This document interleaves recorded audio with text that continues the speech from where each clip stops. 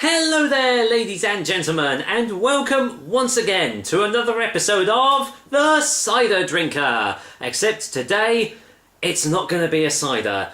For today is my 1000 subscriber review special, and I just thought I had to do something that is kind of Apple related, but is something that I have never done before on the show. In fact, I've never tried this sort of thing before, so this is going to be a completely new experience for me, but it's one that I've wanted to do for quite a while, and what a better way to actually try this thing out than to do it to celebrate me getting 1000 subscribers on YouTube. Before I carry on, actually, for some reason YouTube seems to not be accepting my replies to your comments on that video at the moment. I don't know why. It shows that the comment has gone up, but then when you actually reload the page, the comments have disappeared. So apologies everyone, I did reply to each and every one of you that wished me well. So yeah, all I can do is say sorry for YouTube messing up, but there we go. I did reply to all you guys, and just, yeah, once again, thank you so much for being with me on this journey. Even if you've been at the start, or whether you've just joined me, thank you very much. So, with that said, what exactly am I going to be reviewing today? Well, as I've already said, it's not a cider, it's not a perry. What is it? Well, I'll tell you. It's this thing. I have a bottle of Obertin, I'm assuming that's how you pronounce it, Obertin Calvados Pays d'Orge. Now you're probably thinking, what the bloody hell is Calvados? Because, you know, it's something that I've never done before, and you might not have seen this sort of thing before either. Basically, what Calvados is it's apple brandy. It's essentially apples that have been fermented down, but they've been distilled.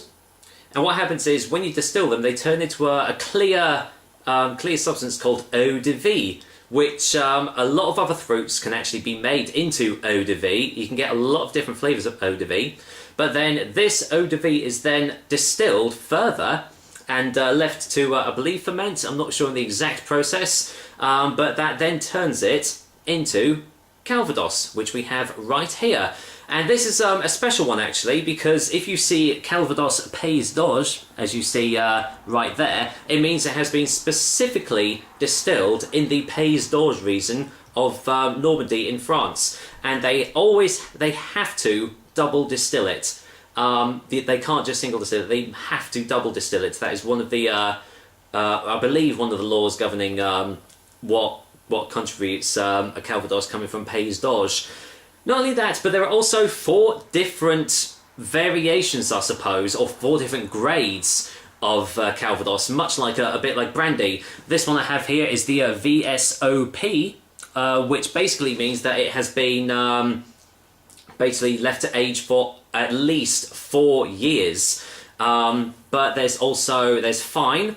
There's another one which is it's been aged for 5 years. And then you have the XO, or the extra old, which is anywhere from 6 years up.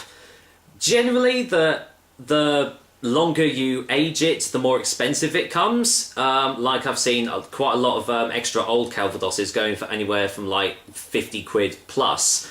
Which is all the more surprising why this one was only £14 at Sainsbury's. Now, is that a bad sign? I don't know, because this is my first Calvados I've ever tried, and well, I mean, it looks the business, doesn't it? It looks, well, it just looks really, really, really fancy, doesn't it? And the other thing with Calvados is it's not one to actually just pour into a pint glass and down, because you will be hurting the next day, because this comes in at 40% ABV, much like normal brandies out there. That you can actually, there are a couple of companies which now do cider brandies in the UK, which are basically the same as Calvados, but France is the main place to get like apple brandies from. If you see Calvados, you know what it is now. There is a sub thing to this called Pomo, which I have actually sampled before at the Euston Cider Tap. It's basically where they've taken apple brandy and they've kind of, well, watered it down with apple cider, and it turns it into more of a more easy drinking aperitif. kind of like an apple wine almost, where it's around about the 13-14% ABV mark. That was delicious. So I really don't know what to expect from this, but I'm not gonna waste any more time. I might just cut away because it's one of those annoying tops on here. So it's going to take me a little while to get into this, but I'll be back in a sec. Actually, I'm back a little bit sooner than I thought. It's come off quite easily this time, but I'm gonna leave most of it on. I just want to take the main bit off, and well, it's corked, as you can see, but it's that sort of cork. Right, so it should just come out quite easily. There we go. Obviously, wow, I can smell that already. Blimey. Obviously, there's going to be no carbonation. You won't expect carbonation with this sort of ABV. I'm not gonna lie to you. I've never ever tried a brandy of any kind before, so I really don't know what to expect from this. I know there are. Well, you have brandy glasses, don't you? I don't have a brandy glass, but I think this Delirium Tremens glass is going to be about as close as I'm going to get. So, what was it actually? Oh, it smells curranty. Oh, that's like a fruitcake. Or a fruitcake or a Christmas pudding. Loads of different plummy, raisiny, curranty.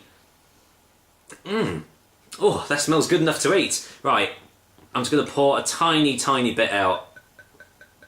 He says as he just like, oh, I reckon that's about a shot's worth, isn't it? I don't know. Right. I haven't got this chilled. I don't think you're supposed to chill Calvados. If you are, then apologies, because I wasn't aware of that. But I don't believe you're supposed to chill brandy of any sort. So there we go. Well, let me give you a little look at this this lovely colour right here. It's yeah, sort of a rich golden amber colour. Really, really lovely. Just looks easily drinkable, doesn't it? Especially for its high ABV content. So, oh dear, there's some bits floating in that. Oh dear, I hope it doesn't mean it's corked. That would be a right old shame if it is. Oh well, I'm sure it'll just add to the taste and add to the flavour, won't it? So, look, you can see there if I just do that, you can see how it's just clinging to the glass like that. I love that sort of effect. Right, what does it smell like in the glass? Let's get the old nozzle in. Oh, that's really accentuating the strength now. Oh boy, yeah. It's just pure alcohol now. Jeez Louise, I think this is going to knock my socks off. Wow. Okay, yeah, I'm just going to go in and give it a go. So I'm just going to do a gentle clink of the glass here. And here's to 1,000 subscribers and to the next 1,000.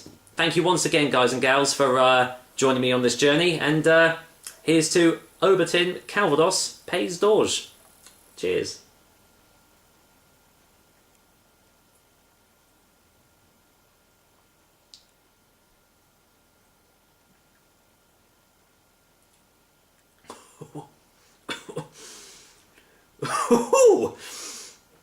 Whoa. Oh yeah. That's strong. But the flavours are there. You can... Oh, I can feel it warming my stomach as it's going down. There's this, yeah, sort of this curranty, fruity, raisiny taste, which is kind of, this just coating all my mouth. That's why I'm kind of still like licking my lip sniffing just to get the taste and stuff. But I mean, the initial wallop is right there. I mean, what do you expect? It's 40% ABV. This is not something that you down. If you can down this, then well, your liver's going to be destroyed. But there we go. All right, I'm going to get a little second opinion here.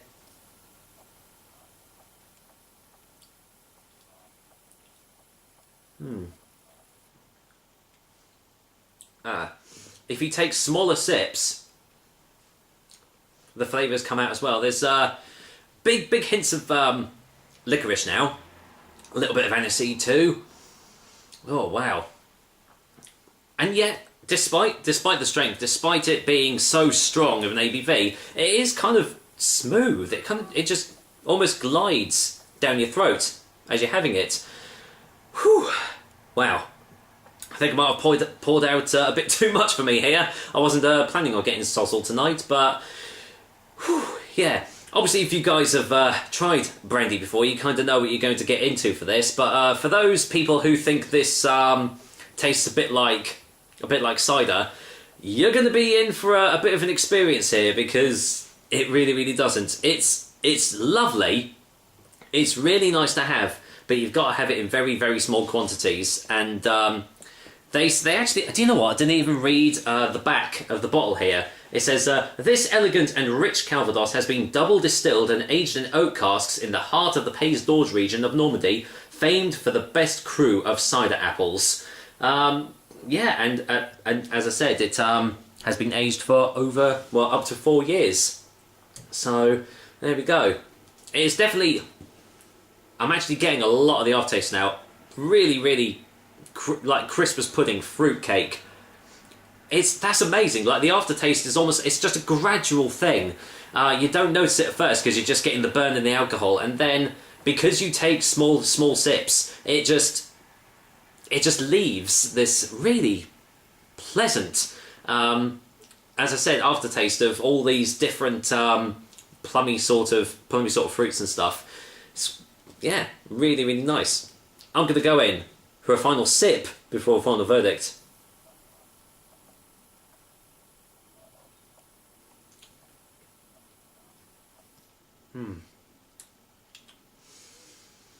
Whew. That's going to take me a while to drink, I can tell you that now. I can see that being really good if you've got a cold or something. That's going to clear your sinuses up, no doubt. But despite it being so cheap, I mean, this was the cheapest Calvados that I could find, and 14 quid for a VSOP, I think is pretty good. I've seen most VSOPs kind of in the £25 to £30 region. So I didn't know what to expect coming into this. I thought, oh, this is probably not going to be a very good one. But actually, for the price, if you are serious about trying a Calvados, this is the one to kind of try out. I think, anyway. So, well, I kind of don't want to give a verdict for this, really, because it's different. It's so different to having a cider that it's just in another class of its own. And obviously, because I've never had any other Calvadoses before, I can't really compare it to any other ones that I've tried. But I suppose if I was to give a verdict for this, then it would get around 7 or 8 out of 10, because it has got these lovely, I say this, the aftertaste is absolutely beautiful on it. I can see people being put off, though, from the initial burn of the alcohol, especially if you have too big of a sip. But that was my downfall. Literally, you just take the tiniest drop in your mouth and you get all these different flavours, which I think is a proper bang-up job. So that's going to last me for a long, long time. And I know my girlfriend is interested in trying some as well. I think it's going to knock her socks off. But for now, that is another episode of the Calvados drinker, I suppose you could call it this time. Yeah, thank you very much for watching, and I will be back with another delicious and tasty cider review very, very soon. But until then, I think my evening is sorted. I'm going to enjoy every last drop of this Calvados from I believe it's the Obertin company. I'm not entirely sure, but either way, it's really nice. Take care, guys. Until next time. Cheers.